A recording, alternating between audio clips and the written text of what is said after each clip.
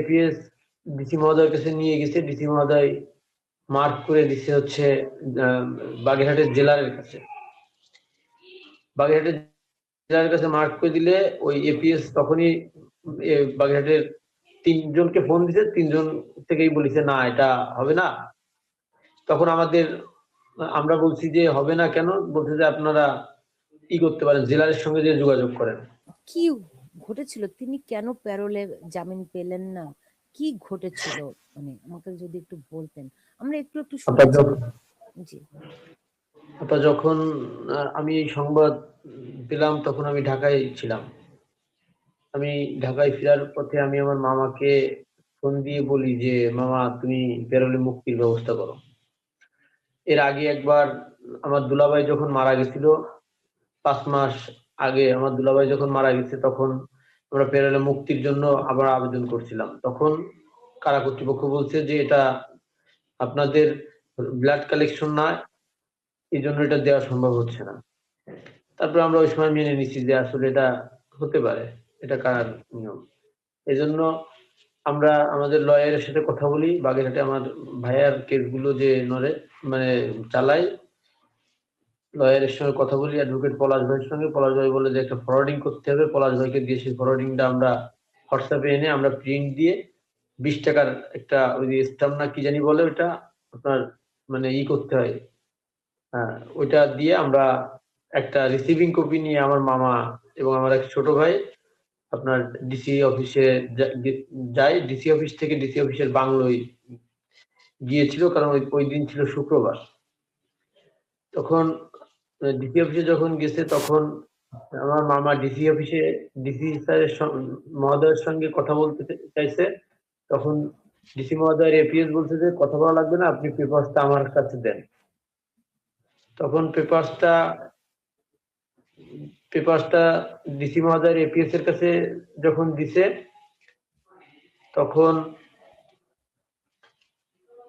APS এর কাছে যখন দিছে তখন এপিএস ডিসি মহোদয়ের কাছে নিয়ে গেছে। ডিসি মহোদয় মার্ক করে দিচ্ছে হচ্ছে বাগেরহাটের জেলারের কাছে। বাগেরহাটের জেলারের কাছে মার্ক করে দিলে ওই এপিএস তখনই বাগেরহাটের তিনজনকে ফোন দিছে, তিনজন থেকেই বলেছে না এটা হবে না। তখন আমরা বলছি যে হবে না কেন, বলছে যে আপনারা কি করতে পারেন, জেলারের সঙ্গে যে যোগাযোগ করেন। আমাদের বলছে জেলার সঙ্গে যে যোগাযোগ করতে। আমরা বাগেরহাটের জেলার সঙ্গে যে যোগাযোগ করছি। বাগেরহাটের জেলার আমাদের বলছে যে আপনারা এখন যে আইন এবং নিয়ম কানুন অনুযায়ী আপনারা কি আপনারা আপনাদের লাশ নিয়ে যেতে পারবেন, কিন্তু আপনারা প্যানেলে মুক্তি পাবেন না। তখন আমরা বললাম কেন মুক্তি পাবো না, এটা তো তার ছেলে এবং তার এবং জীবনের শেষ দরকার। তখন বলে যে এটা তো ডিসি মহোদয় জানে। তাই আমি বলছি ডিসি মহোদয়, সে বলছে ডিসি মহোদয় আমার অভিভাবক ডিসি মহোদয় জানে। তাই আমি বলছি যে মামা বলছে যে ডিসি মহোদয় তো আপনার কাছে পাঠাইছে। তো বলছে তাহলে আমার কাছে যদি পাঠায় থাকে তাহলে আপনারা একটা অ্যাম্বুলেন্স ভাড়া করেন, অ্যাম্বুলেন্সে করে নিয়ে যাবেন, 4 জন লোক ঢুকবে, আর কোনো হাউকাউ করতে পারবেন না, সেই ব্যবস্থাটুকু আমি যদি দান করে দিতে পারি, এর বেশি আমি কিছু পারবো না। তখন মামা জেলা সাহেবকে বলছে যে অন্য কোনো ওয়ে বা অন্য কোনো সুযোগ আছে কিনা। তখন বলছে যে অন্য কোনো সুযোগ এগুলো চিন্তা করার সময় নাই, এখন হচ্ছে রাজনৈতিক পরিস্থিতি খারাপ, আপনারা লাশ নিয়ে যশোরে যান, এর বেশি আমি কিছুই করতে পারবো না।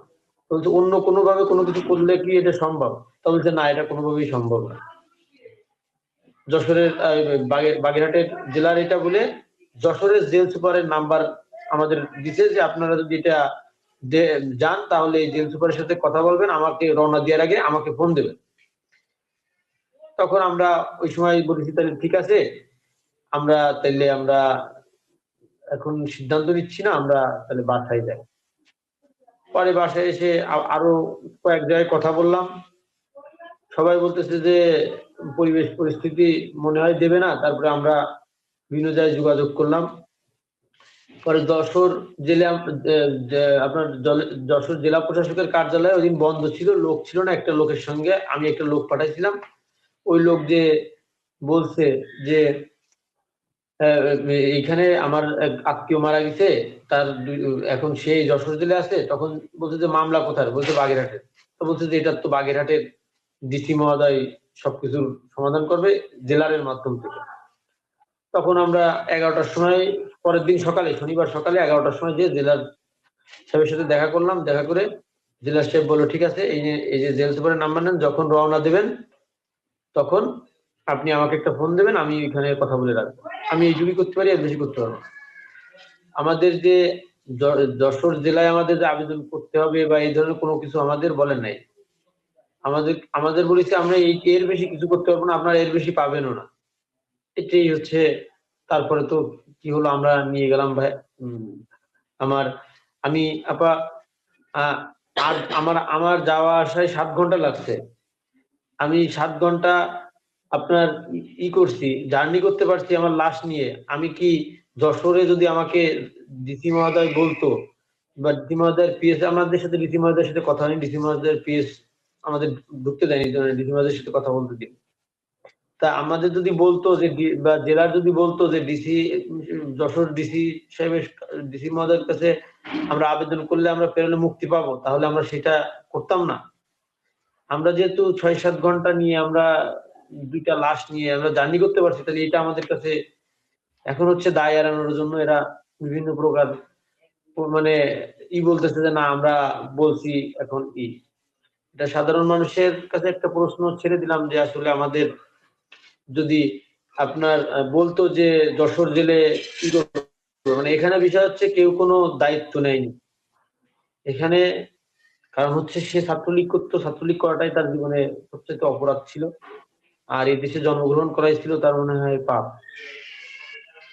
এই যে দেখা, এই যে যে মানবিক অবক্ষয়, আমার ভাইকে তার ছেলের কোলে তুলতে পারে নাই, এবং তার ছেলে, তার ছেলেকে সে শেষ পর্যন্ত কিন্তু কোলে নেয় নাই। আপা সে বলছে যে আমার ছেলেকে আমি জীবিত থাকা অবস্থায় কোলে নিতে পারলাম না, তাহলে আমি মৃত্যুর পরে আমি কোলে নিয়ে কি করব।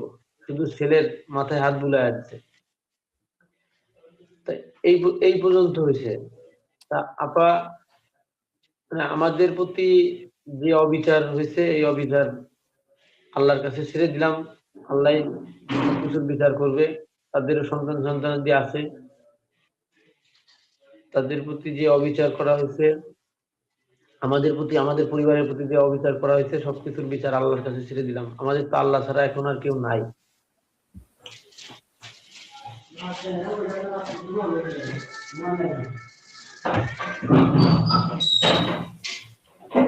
এমনিতে শহীদুল, মানে সাদ্দামের ছেলেটির বয়স মানে কতদিন বয়সে উনি জেলে গেছেন?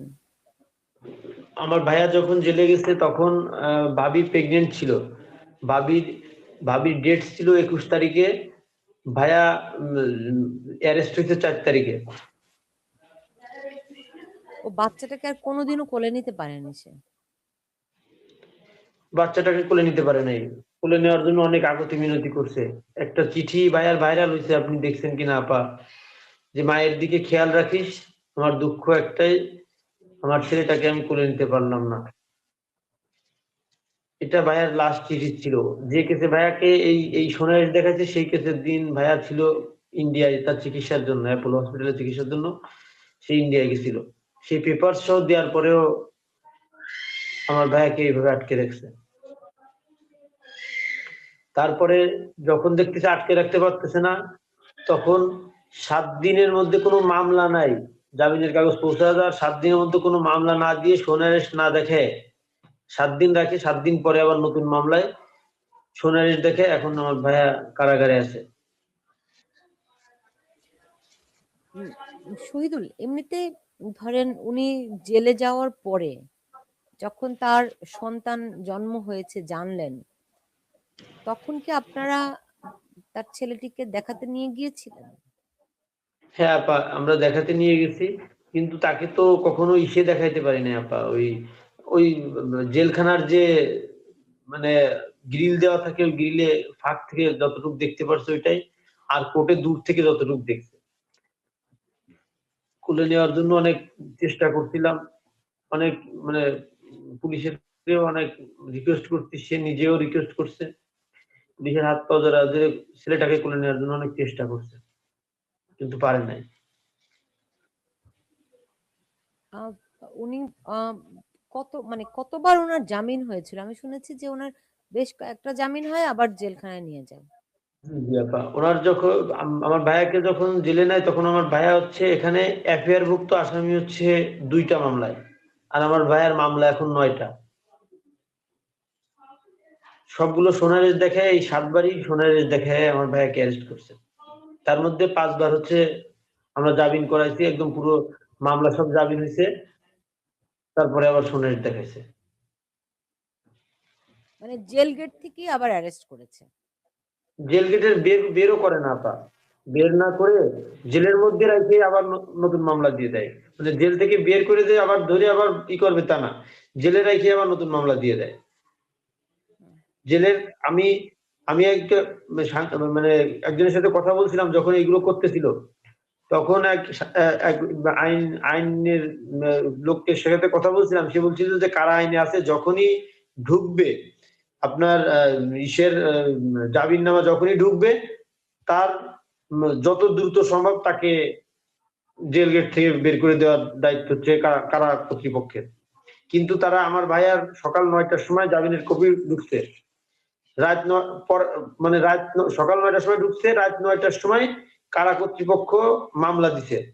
এই এই যে 12 ঘন্টা, এই 12 ঘন্টা আমার ভাইয়ারে একদম শুধু শুধু তারা মানে কোনো কেস পাচ্ছে না। কেস দিতে দিতে যখন বাগেরহাটের কেস শেষ, তখন তারা শেষমেশ চিতেলমারির কেস দিছে। সেই 9-12 ঘন্টা আমার ভাইয়াকে বসায় রাখছে। আর আমার ভাইয়া থাকার কথা যশোর বাগেরহাট কারাগারে।